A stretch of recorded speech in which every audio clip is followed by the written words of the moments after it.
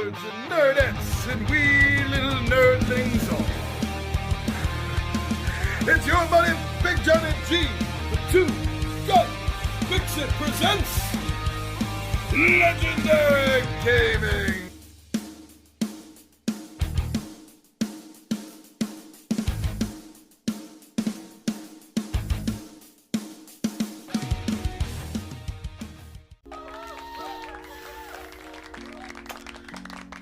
Oh, hello, my wide-eyed do. No, please, stay. You're at the right place. This is indeed Two Gun Pixie. This time we are after dark. So please, fix yourself a drink and join me down the table, and we'll see what happens.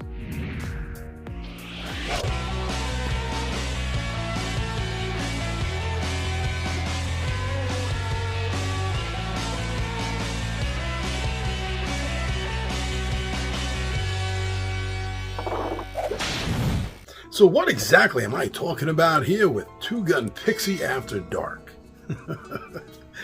Well, it could be about Naked Twister. But it's not.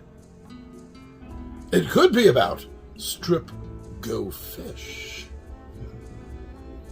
But it's not. Now, although there are some dirty games, dirty adult games out there on the market, that's not what I'm actually here to talk about. I don't even actually have any. Do you have any?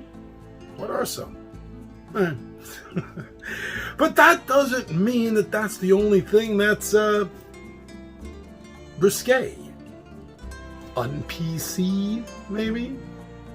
Or just downright violent.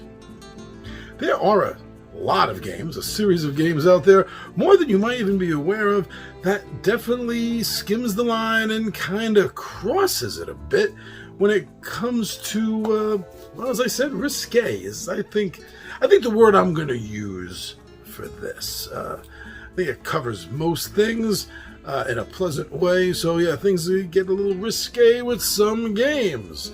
And some games out there actually advertise this. It's a bit of a selling point, and I think it should be, because a game doesn't necessarily have to be for a family or for children. It can be for us adults at times too. Now, these games out in the market that do tend to push the limit, and in some cases come out with additions that definitely step over the line, such as Cards Against Humanity, which in and of itself is a kind of game you're not going to want to play with everybody. Unless you're a really lucky person, the only people you know are the kinds of people that enjoy playing Cards Against Humanity. But it can get darker and darker and darker. There are games out there with the Not Safe for Work logo on them, such as Exploding Kittens has a Not Safe for Work edition, where things get very dirty and risque, to say the least. Shut Your Mouth. No, I don't mean you, I mean the game. Shut Your Mouth and similar games to that all have their Not Safe for Work editions as well. And when you see that NSFW sticker on a game, you know that it's not intended for kids.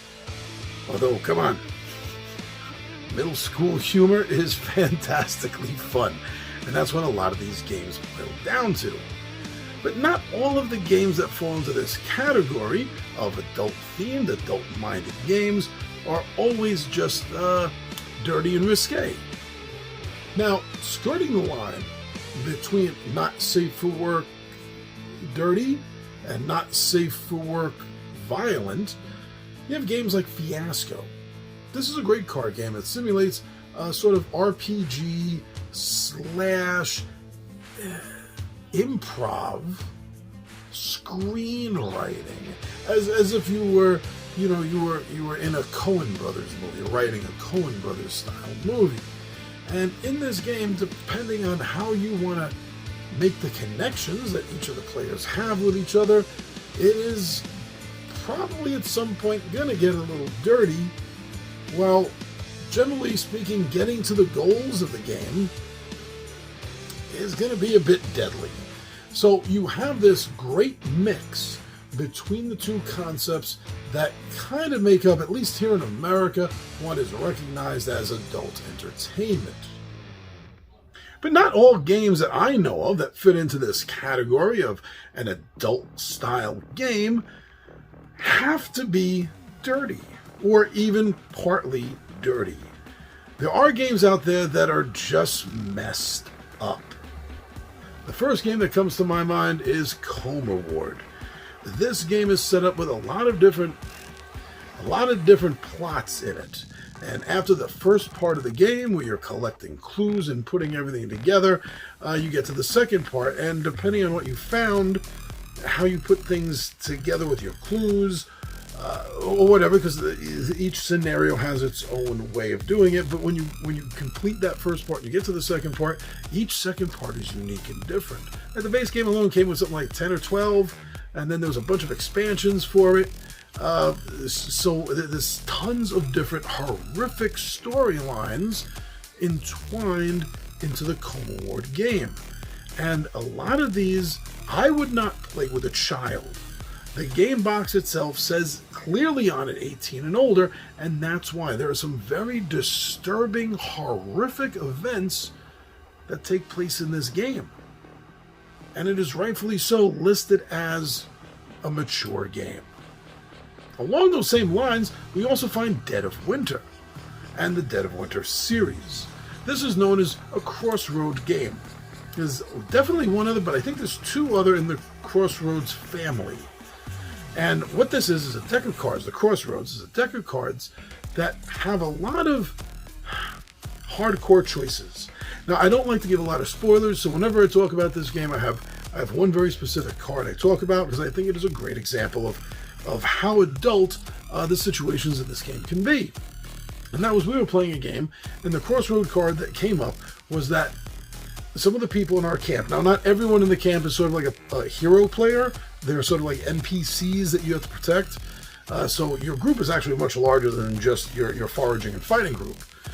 And one of these individuals, these NPCs, didn't think I was being fair with handing out the food rations, and decided to take it upon himself to break in and steal food.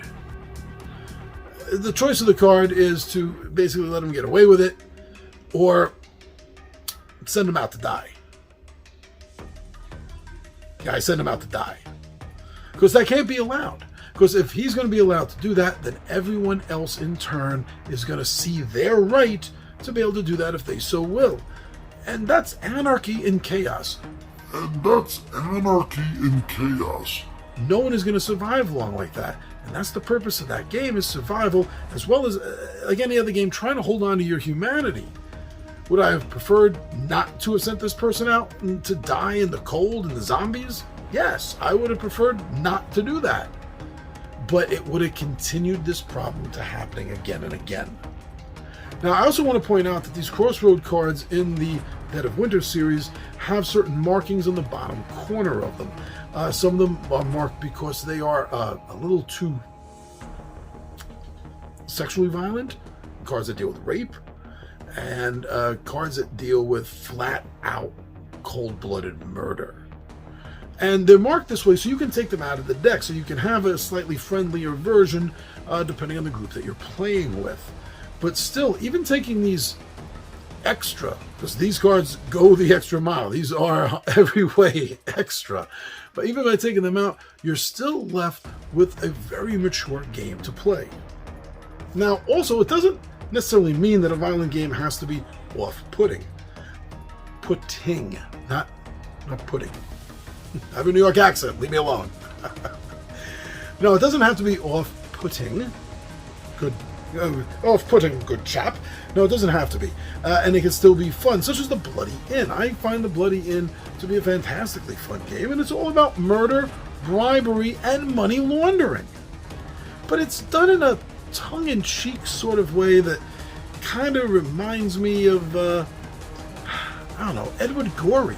You know, not the art style necessarily, but the way things happen, the way you're knocking off bodies and trying to hide them and bury them before the police find out, or maybe you can bribe the police, You know, you don't want to have too much money on you at any one time, so you can always want to go and launder that.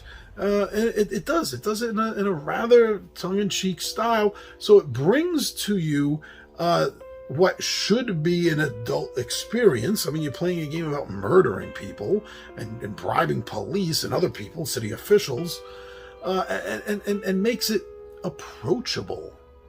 So it's not necessarily an 18 and over game. It's not listed in that at all. And I agree with it. It shouldn't be. Hey, now, I also got to say before this is over, you might have noticed with me and Tommy V, a couple of our playthroughs we did, depending on the players you're with, Mad Libs can be either dirty and or violent. And it's still going to be fun. So there you go. My thoughts on more of the adult-style games, what's out there, what I've experienced, what I think of some of these titles, in case there's anything you're looking for or been thinking about, advancing in years a little bit, moving above the 8 and older, 10 and older, even 14 and older style games. Not that there's anything wrong with them. Look at my collection. I got tons of them. I love them. But when you're looking for something that is 17, 18 and older, here are some good places to start. And if you know of any others, what's your favorite game that's either specifically listed 18 and older, or you personally feel, because you've played the game and you've experienced it, that this game should be considered an adult game? What are some of the titles? We'd love to know. Let's start a conversation, not just to let me know, but let's start a real conversation in the thread about this, so everyone can hear each other's titles. I'm excited for this. All right, my wide-eyed does. I'm your host, Big Johnny G, and this was Two Gun Pixie After Dark.